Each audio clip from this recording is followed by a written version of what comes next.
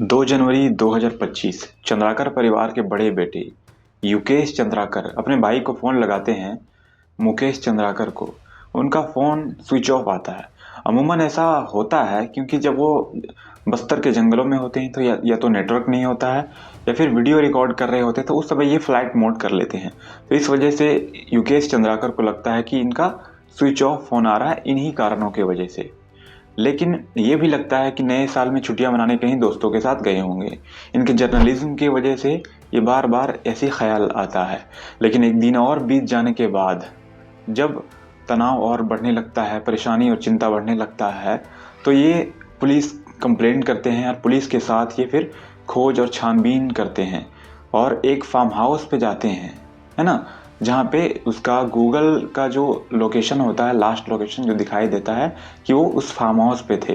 पर इस farm house में रात के समय में पुलिस के साथ ये आते हैं, पर इन्हें कुछ नहीं मिलता है। फिर थक हार के, चिंता हो के, परेशान हो के बस्तर जंक्शन यूट्यूब चैनल जो मुकेश चंद्राकर चलाया करते थे, उनको ये चालू करते हैं, उसमें गुहार लगाते हैं, रो के कहते हैं वो लापता है। 1 जनवरी को, जिस दिन हम सब लोग नए साल का जश्न मना रहे थे, फिर कहीं ना कहीं चिंता मन में खटकते रहता है और इस चीज को फिर से अगले दिन के लिए और जानने के लिए फिर से खोजने के लिए चला गया। कहाँ पे? वही फार्म हाउस पे। वहाँ देखते क्या है कि नया सा सेप्टिक टैंक चुनवाया गया है।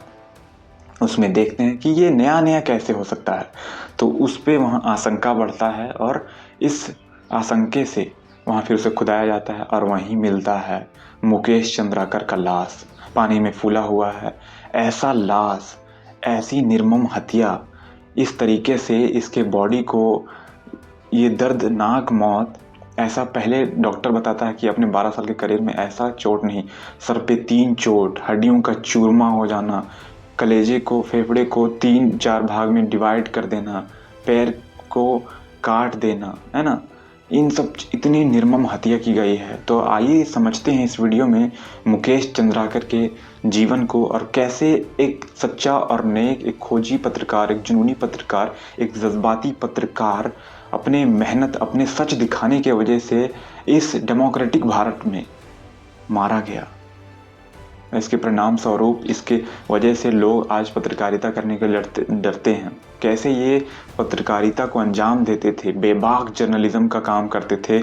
बस्तर के लिए ये एक सिर्फ न्यूज ही नहीं बल्कि आवाज़ बन गए थे, लोगों के हित में काम करते थे, रात दिन मेहनत करते थे अपने 2 वक्त की रोटी चलाने के लिए। इस चैनल से, बस्तर जंक्शन से ये रात दिन मेहनत कर करके लोगों के लिए बेबाक जर्नलिज्म करना, नक्सलिज्म और सलवा जुड़ुम से प्रभावित होने के बावजूद भी ये इतनी बेहतरीन जर्नलिज्म करते थे। ई तक इसमें सीधे तौर पे संलिप्त रहते हैं, शामिल रहते हैं और इस तरह के भ्रष्टाचार को अंजाम देते हैं, अपनी तिजोरी भरते हैं। पहले इस सड़क का निर्माण कार्य हुआ था और इसके साथ ही यहाँ पे एक पुल का निर्माण भी हुआ था, मगर वक्त के साथ भारी बारिश की वजह से वो पुल ढह गया करीब 2 साल पहले। और पिछले 2 सालों से ग्रामीण जो है लगातार जिम्मेदारों से गुहार लगाते रहे कि भैया इस पुल का निर्माण कार्य करवा दीजिए, क्योंकि आगे ढेर सारे गांव हैं और बहुत से लोगों के लिए यही सड़क जो है मुख्य मार्ग है।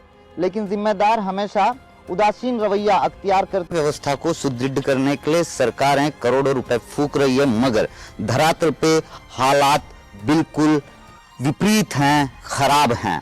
बच्चे इसी तरह से पार करते हैं इस हिस्से को। फैमिली में 2 भाई, युकेश चंद्राकर और मुकेश चंद्राकर, और बचपन में ही इनके पिता का देहांत हो जाता है और घर को चलाना इतना मुश्किल होता है, 2 वक्त की रोटी को लाना। इन्हीं कारणों की वजह से इनकी माँ आंगनवाड़ी में काम किया करती है। और जब युकेश चंद्राकर जर्नलिज्म में फ्रीलांस कर रहे होते हैं, उसी समय इनका भी मन इनकी ओर आकर्षित होता है कि कहीं ना कहीं इसमें भी हम लोग करियर बना सकते हैं। और ये बस्तर जंक्शन नाम का यूट्यूब चैनल ग्रो करते हैं और उसमें ऐसी ऐसी रिपोर्टिंग करते हैं, बेबाक जर्नलिज्म करना स्टार्ट करते हैं, जिसमें कि सलवा जुड़ुम और नक्सलवाद के लिए ये ज़्यादा से ज़्यादा वहाँ के लोगों को जो परेशानी है, जो दिक्कत है, उनको नेशनलाइज करते हैं। और धीरे धीरे ये व्यूज़ भी गेन करना स्टार्ट कर देते हैं और चैनल के माध्यम से ये बस्तर के लोगों की आवाज़ बन जाते हैं और जाना पहचाना चेहरा बन जाते हैं उस इलाके इलाके में। वहाँ नक्सलवाद से बहुत ही प्रभावित एरिया है और सलवा जुडुम जो कि सरकार के मदद से बनाया गया एक लोगों का संगठन है जो कि नक्सलवाद से लड़ने के लिए, लेकिन बाद में ऐसा ये होता है कि सलवा जुडुम भी करप्ट हो जाता है।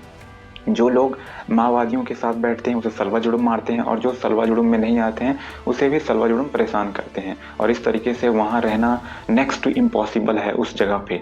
लेकिन ये लोग वहाँ सर्वाइव करते हैं और जर्नलिज्म करने लगते हैं और जर्नलिज्म करने के साथ साथ ये नए नए पुल का जो निर्माण हुआ है, रोड का जो निर्माण हुआ है, वहाँ आसपास जो सरकार जो चीज़ें मुहैया करवा रही है उनमें जो स्कैम हो रहा है उनको ये एक्सपोज कर रहे हैं, लोगों के साथ बात कर रहे हैं। और जब बात करना ये स्टार्ट करते हैं तो घंटों घंटों बात करते हैं, बिना थके, बिना हारे, बिना खाए, बिना पिए, रात दिन बात करते हैं। ऐसी बेबाक जर्नलिज्म करना स्टार्ट कर देते हैं जिससे कि इनका चैनल ग्रो हो जाता है और बहुत अच्छे तरीके से रोड को भी एक्सपोज करते हैं। लेकिन सबसे ज़्यादा इम्पोर्टेंट बात यह है कि जिन रोड का जो 32 किलोमीटर डिस्टेंस का जो रोड था, जिसको 120 करोड़ का ये रोड का बजट था, जो कि बहुत घटिया तरीके से इसे बनाया गया था, ये छत्तीसगढ़ के एनडीटीवी, छत्तीसगढ़ के जो एनडीटीवी है उसके साथी नीलेश के साथ ये 25 दिसंबर 2024 को ये एक्सपोज कर रहे थे, बता रहे थे। वहीं नेक्स्ट दिन क्या होता है कि वहाँ का सरकार तुरंत एक्शन लेता है और इसकी एक कमेटी बैठाई जाती है जिसमें कि इसका जांच तुरंत होने लगता है। रोड का, रोड अभी बना ही नहीं है और 52 किलोमीटर में कितने गड्ढे आ गए हैं इनका आप और दूसरे यूट्यूब वीडियो में जाके देख सकते हो इस रोड के बारे में। तो 25 दिसंबर को इसका एक्सपोज कर रहे होते हैं और इनका फिर 1 जनवरी को इनको मार दिया जाता है। और मज़े की बात ये है कि जो बंदा इनका मर्डर कर रहा है, जो बंदा इनको साजिश में यहाँ ला के धकेल दिया, इनके सच की वजह से इसको मार दिया, वो उसका चचेरा भाई होता है। वही चचेरा भाई जो पुलिस का एक रसोइया है, 8वां पास भी नहीं है और वो 120 करोड़ का बजट का जो ये रोड है इसको ये ठेकेदार बन के ठेके पे लेके इसे करते हैं। लेकिन इसका एक्सपोज करने के लिए इस अपने चचेरे भाई को ये मार देते हैं। लेकिन यही कारण है कि बार बार आप कहते होंगे कि मीडिया दलाल है, मीडिया चाटुकारिता करता है। लेकिन आप कैसे कह सकते हैं कि ऐसे पत्रकार जो अपने सच को जाहिर करने के लिए, सच को जाहिर करने के वजह से मारा गया, सच को बोलने के लिए मारा गया, रोड को एक्सपोज किया, 120 करोड़ का जो स्कैम हुआ उस रोड में उसको एक्सपोज किया, उसके वजह से मारा गया। आज आप देखते होंगे कि पत्रकारों की मजबूरी है कि वो पॉलिटिकल पार्टियों की गुलामी कर रहे हैं। अगर वो सच बोलना स्टार्ट कर दें तो ऐसी कानून व्यवस्था नहीं है, ऐसा कोई लॉ नहीं बना हुआ है जिसके वजह से ऐसे लोग सुरक्षित हों और जो लोग बेबाक जर्नलिज्म करना चाहते हैं उनका भी मनोबल टूट जाता है। तो इन तरीकों से कैसे एक डेमोक्रेटिक भारत में, एक डेमोक्रेटिक वर्ल्ड में इस तरीके से निर्मम हत्या कर दिया जा रहा है। आप देख सकते होंगे कि कैसे बेबाक जर्नलिज्म कर रहे हैं मुकेश चंद्राकर। उनके यूट्यूब चैनल पे जाके आप देखें, बार बार देखें उनका वीडियो कि कैसे कितने बेहतरीन अंदाज में वो वीडियो बना रहे हैं और वो माओवादियों के साथ वीडियो बना रहे हैं। हर तरीके का वो चीज़ों को एक्सपोज कर रहे हैं, पुल के बारे में कह रहे हैं। इनके बावजूद भी सच बोलने की वजह से ऐसा जुनूनी पत्रकार मारा गया, ऐसा खोजी पत्रकार मारा गया। ऐसे सिस्टम में ऐसे करप्ट पॉलिटिशियन की वजह से एक ऐसा पत्रकार मारा गया। एक इंसिडेंट ऐसा आता है कि जब माओवादियों ने गिरफ्तार कर लिया होता सीआरपीएफ के जवान को, तो ये अपने जर्नलिज्म से हट के वहाँ जाके अपने दोस्तों के साथ इसे छुड़ा ले आते हैं और इन्हीं बेबाक जर्नलिज्म की वजह से ये जाने जाते थे अपने बस्तर के इलाके में। आई होप आप समझ गए होंगे कि कैसे एक जो जिसके पास जितना पावर है, जितना पैसा है, वो उतना ज़्यादा छिपता है और बचता है। भले इनको इंसाफ मिल जाए, लेकिन ऐसा जर्नलिस्ट जो हम खो चुके हैं वैसा हमें नहीं मिल सकता है। आदिवासी इलाके में, जंगल से प्रभावित इलाके में, माओवादी सलवा जुडुम से प्रभावित इलाके में ऐसा जर्नलिज्म करना नेक्स्ट टू इम्पॉसिबल है। लेकिन ये कर रहे थे, लेकिन अपने ही लोगों ने, अपने ही चचे के लड़के ने, भाइयों ने इन्हें मार दिया। तो आप लोग इनके बारे में ज़्यादा से ज़्यादा शेयर कीजिए, ज़्यादा से ज़्यादा वीडियो बनाइए और इनके यूट्यूब चैनल बस्तर जंक्शन को भी ज़्यादा से ज़्यादा देखिए।